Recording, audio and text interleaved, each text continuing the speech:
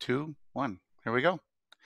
Hey, it's Chris Care with the Business Speakers Radio Network, and we've got a great guest, my friend Matt Manero, author of You Need More Money, and everybody really does. Do you want to talk a little bit about that? And I'm going to preface that a little bit by talking about one of your compatriots, Dan Locke. Are you familiar with Dan? I am. So Dan had this this great conversation. He was talking about this issue with he has with Dave Ramsey, and I like both guys for what they do really well. And he said, look, you can save as much money as you want. If you're only saving $5 a month, you will never change where you are. Mm-hmm. So sooner or later, you have to change your income. And that kind of led me directly to the premise of you need more money. Do you want to talk a little bit about how that kind of seems to be moving as a momentum? Look, I mean, I'm a data-driven guy. The story of my book, You Need More Money, is not about data. It's about what happened in my life when a few years ago, my brother-in-law, my wife's only brother, was diagnosed with stage 4 cancer when he thought he was just going to the doctor to get a shot. And he ended up dying almost 1 year exactly to the day of his diagnosis. And unfortunately, when he was diagnosed, he had no health insurance, no life insurance, and $100 in the bank with a wife and 4 kids.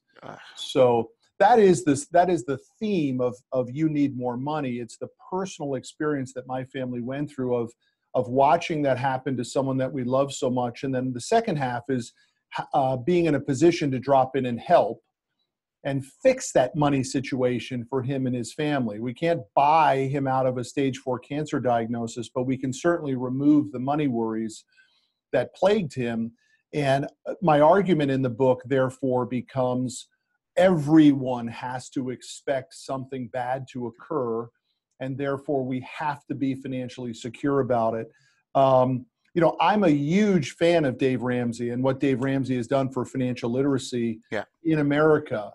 You can take nothing from him as far as his impact and his strategies. And I think for most people, it's a very good starting ground. Exactly. But I guess to Dan's point, the argument becomes that we can be satisfied, Chris, with saving. And unfortunately, we never run the math to realize that the savings that we're doing is never going to get us to be in Tuscany in the summer or driving the country in the RV or going to visit the grandkids whenever we want. And when we wake up to that reality, my friend, we realize that most people truly have to be saving about 40% of their gross income to be able to make up the gap. And that freaks a lot of people out. But the reality is that most of us don't save anything in our 20s. We maybe start in our 30s. And by the time we get that, oh my gosh, wake up call, in order to make up that gap, we better start saving a boatload more than we think. And my argument is 40%. And if you can't do it off your current income range, you better figure out a way to make more money. And that's exactly the challenge. My background, I don't know if you knew this about me, but I've done a lot of research in my competitive intelligence capacity in terms of how entrepreneurship is working in the US and how it has been. So I did a lot of studying over the last 5 or 6 years of data from the Census Bureau and the Small Business Administration and the government sources of entrepreneurship data for the last 100 years. And to give us a perspective, in 1954, 54.7% of American families earned 70% of the nation's wealth from either entrepreneurship or self-employment. Today, that number is less than 3%. Heavy. It's stunning. And then you correlate that with the employment situation. So 2013, for the first time in global history, large enterprise hired more people in the private sector than small business. Yeah. And everyone argues that small business is the employment engine. And I have a little different take on it. And I think what's important is that in my book, people get the second half of my book is what I call the roadmap. The first part is the wake-up call. The second part is the roadmap, in which I give people my version of the actual step-by-step process they can to begin to fix their money situation. And part of that is through the determination of whether or not they should be an entrepreneur or they should go into business for themselves. And I argue in the book that most people should not be in business for themselves. The return at the end is often not worth the pain, the sacrifice, the effort, because most small business owners in America will make less as the owner than they would if they were a happily employed, value-adding employee. Yeah. And that, unfortunately, is the truth. I don't argue that if it's burning inside of you and you can't get away from that entrepreneurial flame, that you should go after it. But the reality is, if you don't have an incredible tolerance of pain, if you're not in the right platform, if you don't know what you're great at, and therefore you don't know how to hire people to backfill your weaknesses, it's just a nasty experience. That's why 90% of small business owners fail in the first 5 years. Well, 50 in the first year, yeah. 90 in the first 5. It's funny. That pain is a big chunk of it. I did a study in 2013 of 3 different groups of experts because I wanted to see what the comparison was. And I had 450 experts in each of these 3 categories. These are world-class people. So one group, it was all about personal goals and what causes the number one cause of failure in personal goals. Next, it was business. What's the number one cause of business failure? Mm-hmm. The next one was project management. What causes projects to fail? I'm expecting a wide variety of answers here. I am blown away that the answers come within 2.1% of each other. 70% of all failure, plus or minus 2.1, comes from some form of fear. Fear of judgment, fear of pain, fear of loss, fear of success, some form of fear. 20% comes from lack of driving need or motivation. That's part of that part you were talking about. Why would you go through all this pain if there's not enough fire to go do that? The last 10% are all other causes combined. Not enough education, not enough money, not enough time, not enough infrastructure, not enough staff. That's the last 10%. Mm-hmm. So 90% of failure is all headspace. Yeah, buddy. Yeah. Well, it is that, and it's also the inability for people to truly find a unique roadmap. And I think that, the first half of my life was spent building a large equipment financing company. We finance truckers. The name of the company is Commercial Fleet Financing. Done well over $1 billion. We've 10,000 plus customers. But the second half of my life will have very little to do with that. The second half of my life will be, how can I take everything that I learned from literally nothing to something and begin to teach that to budding entrepreneurs, or if I can be perfectly frank with you, broken entrepreneurs. Yes. Who then can regain the courage through the roadmap of fixing that broken business and rebuild it into something that it should have been from the very beginning. The bionic entrepreneur. Okay, great. The $6 million man, right? Yes. They get bigger, better, stronger, faster than he was before. Able to leap tall buildings. But in order to do that, my friend, we have to have the courage to transform. Yeah. What got us here is not what's going to get us there. And in order to really embrace that, we have to be open and honest and be willing to go through this tube to get out on the other side. And most people won't, but I'm passionate about it. It's why we're doing Business Finishing School, which is my new venture.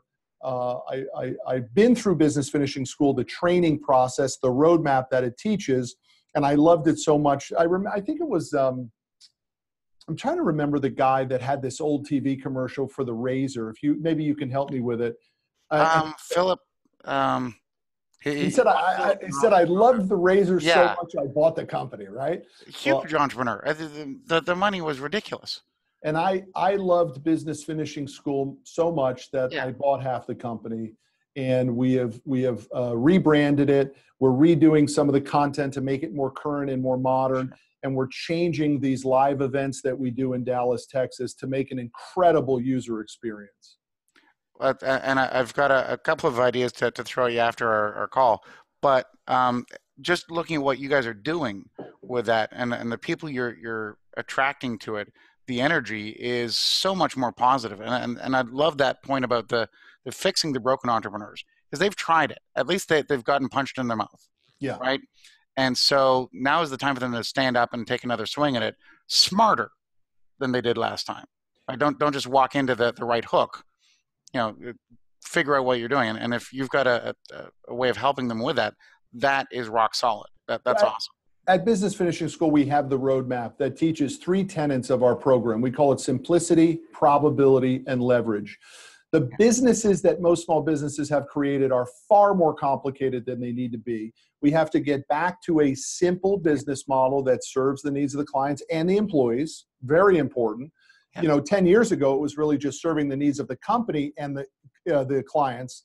And today, without that employee happiness element, you can't build a great company. I've never seen it more important. The second component is probability, that once we develop this simple process, how do we know that it's probable for success? And we teach that. And then once we have the first two done, then we go into the leverage capacity. And we leverage the simplicity and probability through people and through capital.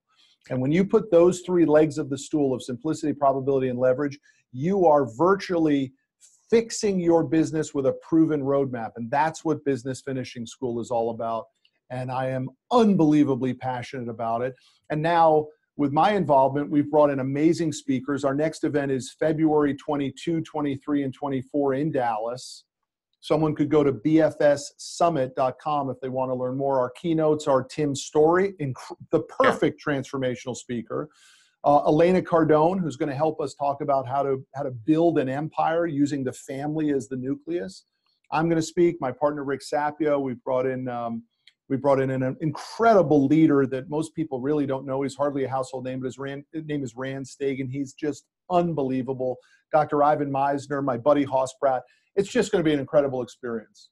Awesome. So again, people are going to find out more about that at bfssummit.com. Yeah, BFS, like Business Finishing School Summit.com. Awesome. Last little question for you. What's coming up for you in 2019 beyond the Business Finishing School? Yeah, so I mean, we are building out a new brand that connects to transformation, and really what we will tagline as the torch. Okay. And the torch is how to give someone the ability to torch what they like to get what they love. And that is both in their personal life and in their business life. I did it in my business, and I'm currently doing it in my personal life in this 50 pounds by my 50th birthday weight loss challenge that I'm on. I'm in week 6 of it, down 24 pounds. There's no question in my mind I'll hit it. Yeah.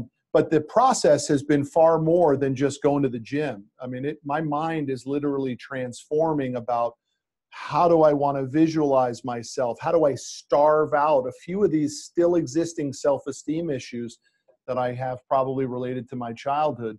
And through that process of doing it in my business and now doing it in my life, I really think I have the authority on how to torch what you like to get what you love. That's awesome. But Matt, I can only say I appreciate so much your opportunity to come on. I know it was kind of a last minute scenario, but I appreciate your availability. This was a great interview for me.